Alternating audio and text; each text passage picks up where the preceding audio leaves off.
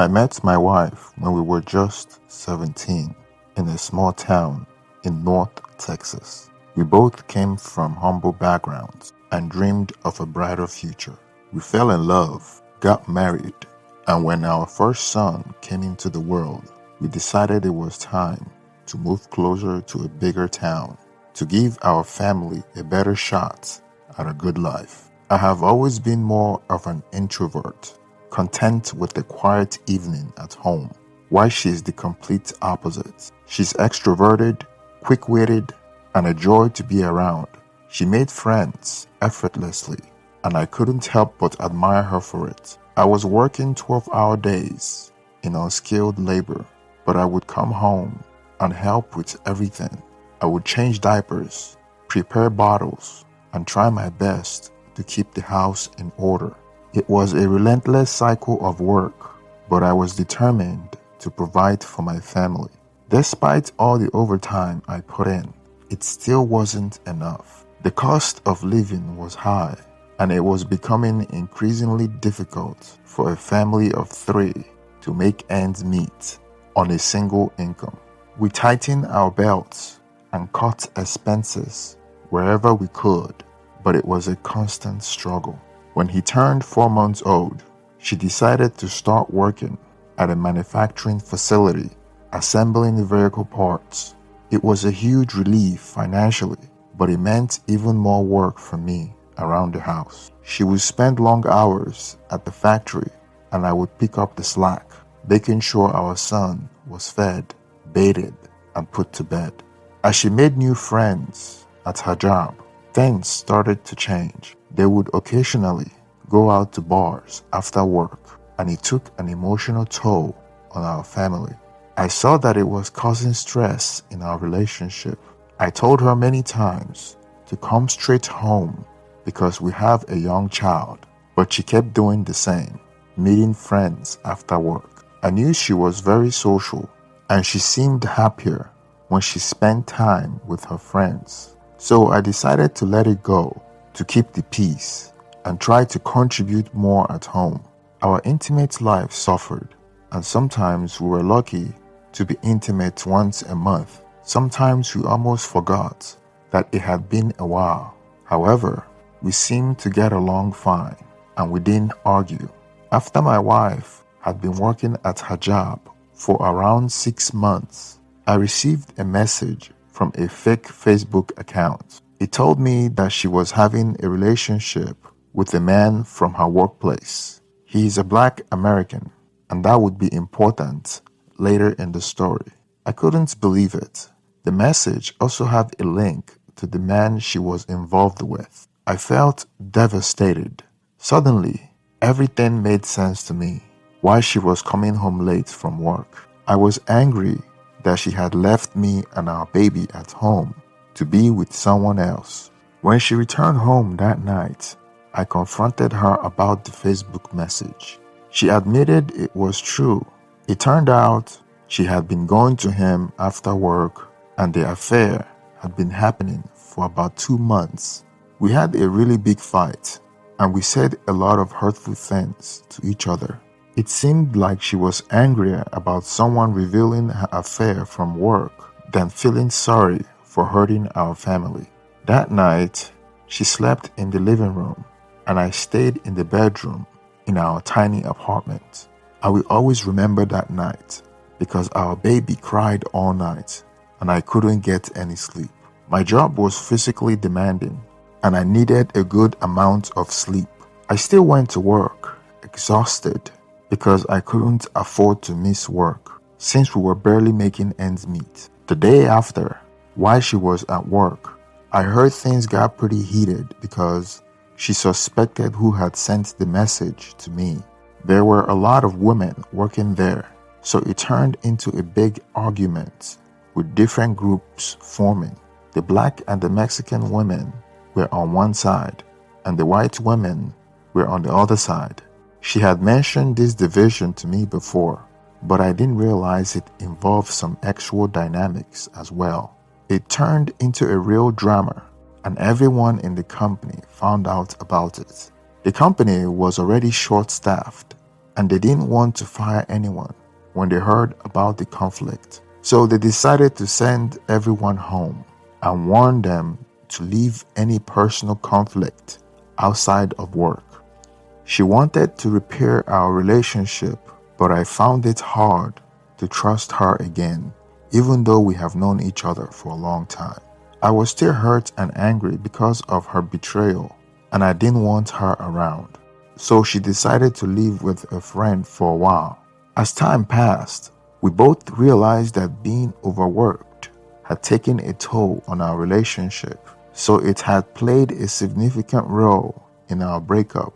When she left to stay with her friend, it became nearly impossible to share parental responsibilities. After a month of being apart, we decided to try and work things out. She told me that she was committed to fixing our relationship, and as a condition for her return to our apartment and work on our relationship, she went no contact with her affair partner and quit her job. It didn't take her long to find a new job, and she moved back in.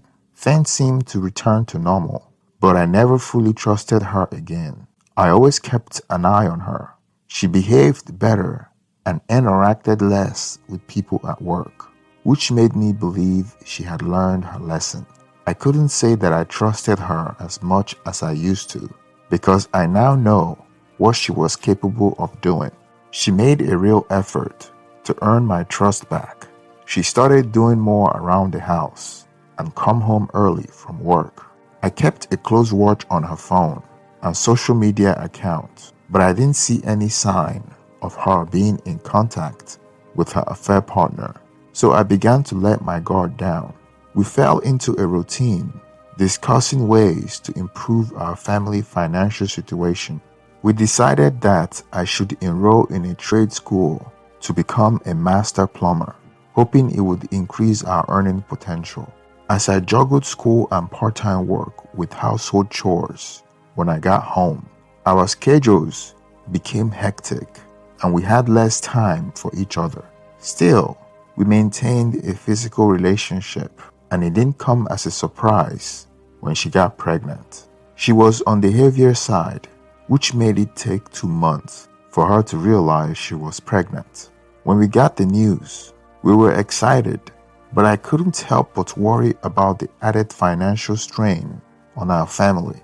It meant we had to work even harder.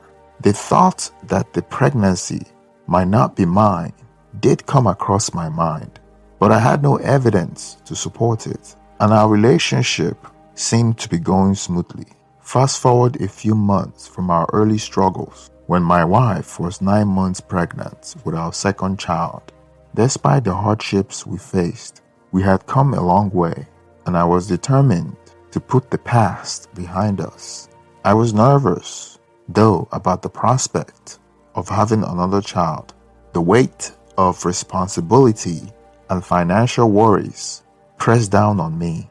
However, she assured me that we would make it work. As we entered the labor room, I couldn't help but feel a mix of excitement and anxiety. The memories of our first childbirth experience were vivid, but this time I was better prepared. Her grip on my hand was firm, and her determination shone through as she went through the labor pains. The atmosphere in the labor room was tense as the contraction grew more intense. She was in the throes of pain, and I was right there by her side, offering words of encouragement and support. But then, the unexpected happened. As the baby finally emerged, my heart skipped a beat when I saw the child. This little one had a different skin tone, noticeably mixed, which didn't match mine or hers. Panic surged through me, and I couldn't keep my shock to myself. "This can't be my child," I blurted out. The room fell into an eerie silence as the medical staff exchanged puzzled glances.